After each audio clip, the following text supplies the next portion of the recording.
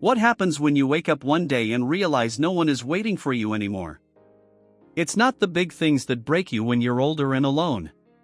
It's the little things. The silence in the morning. The single coffee mug where there used to be two. The mail piling up with no one to open it beside you. So you turn on the TV just for the noise. You talk to the walls. And sometimes, you can't help but wonder, is this it? Is this how the rest of my life will feel? Maybe your children live far away. Maybe your spouse has passed. Maybe your friends have moved on, or passed on too. And now every day feels like you're drifting, invisible, unheard. But here's the truth no one really tells you: you are not helpless. You are not invisible. And you can take your power back one simple action at a time.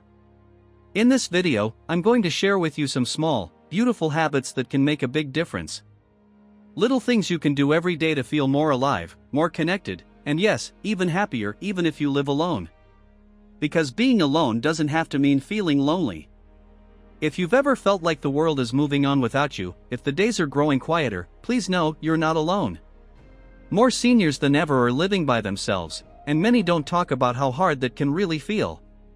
But here's the good news: small changes can bring big joy. Today, I want to offer you 6 simple habits.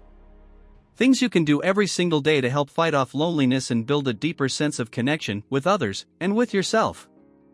These aren't just tips from a book.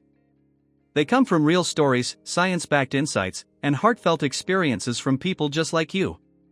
People who found ways to bring light and meaning back into their days.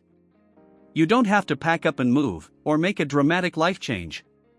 Sometimes, all it takes is a 5-minute habit done with love and intention to feel alive again.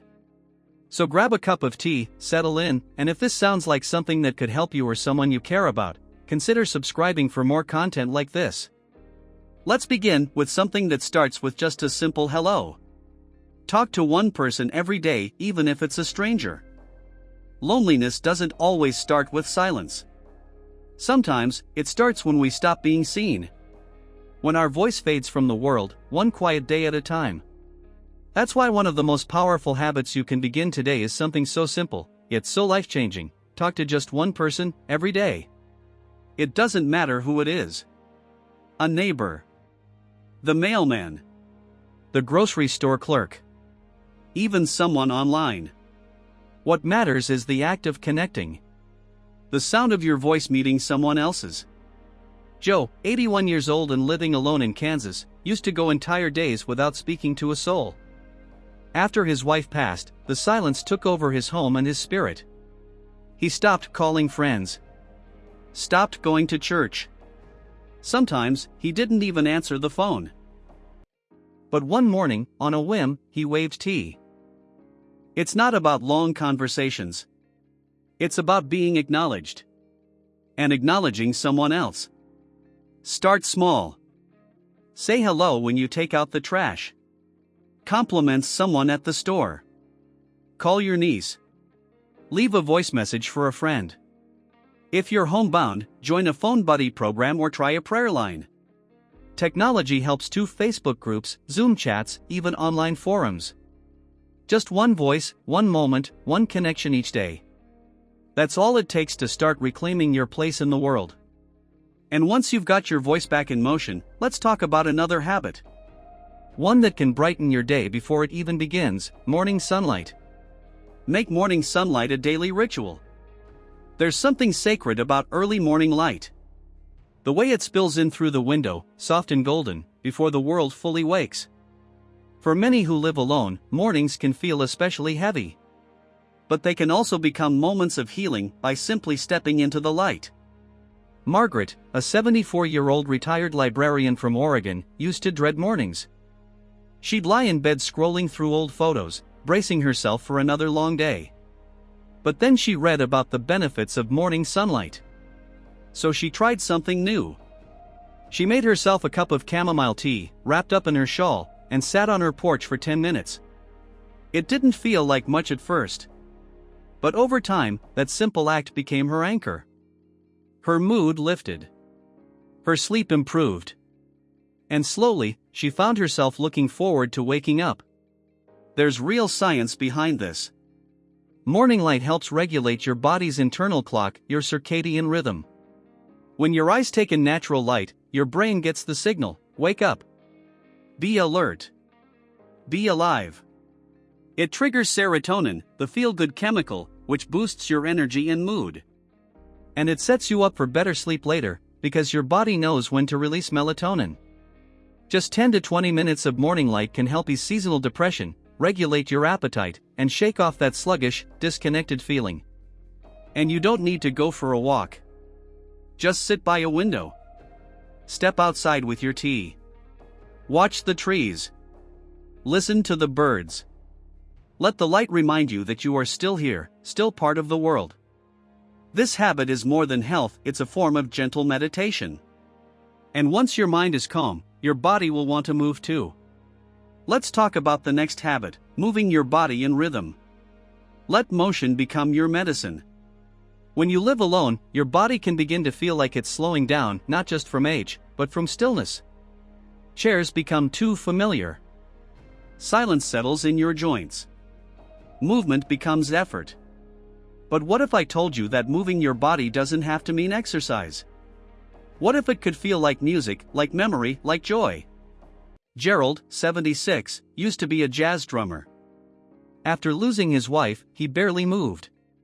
His body hurt. He felt weak. Then one rainy afternoon, he heard a Frank Sinatra tune on the radio. On instinct, he stood up and swayed. Don't let your voice fade.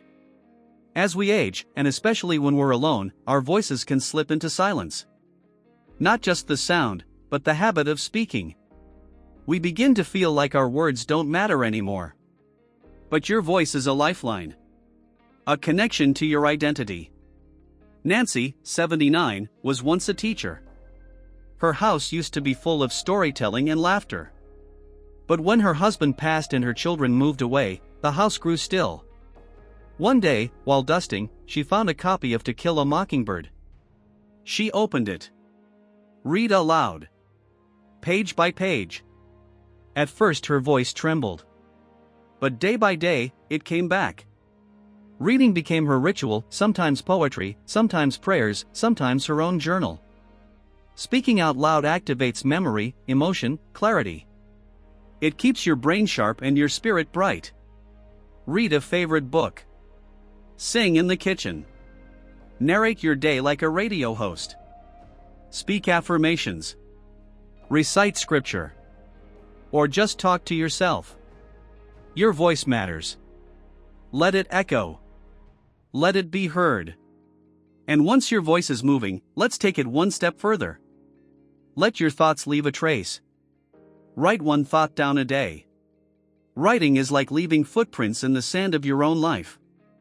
It helps you see where you've been, what you've felt, and what still matters.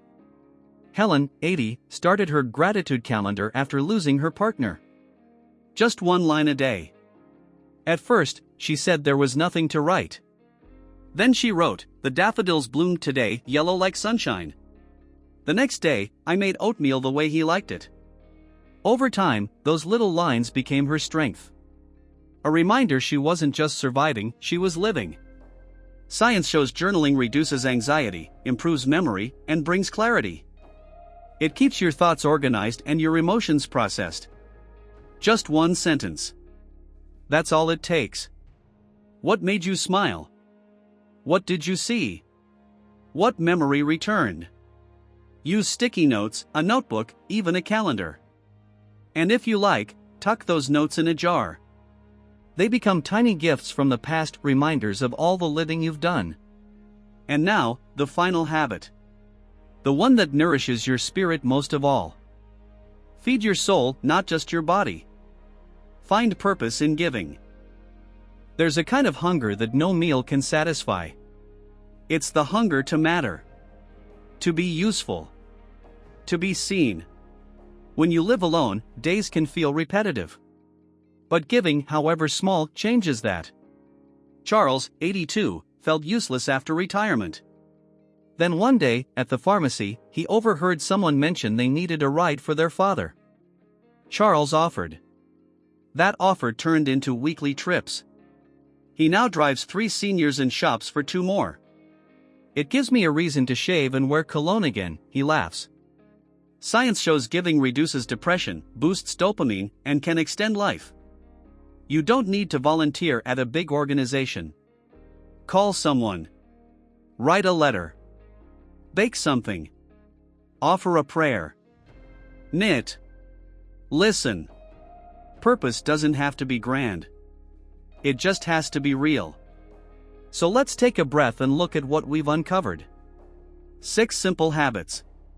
Nothing fancy. But each one a light in the quiet moments. Talk to someone every day. Let the morning light in. Move with rhythm. Speak out loud. Write one thought down. And give something, anything, from the heart. Loneliness may be real, but it's not unchangeable. You are still here. Your life still has meaning. And your heart is still very much alive. If you're still here, type the word hope in the comments. And if this touched you, subscribe for more uplifting moments like this. You are not invisible. You are not done. You are still deeply, beautifully alive.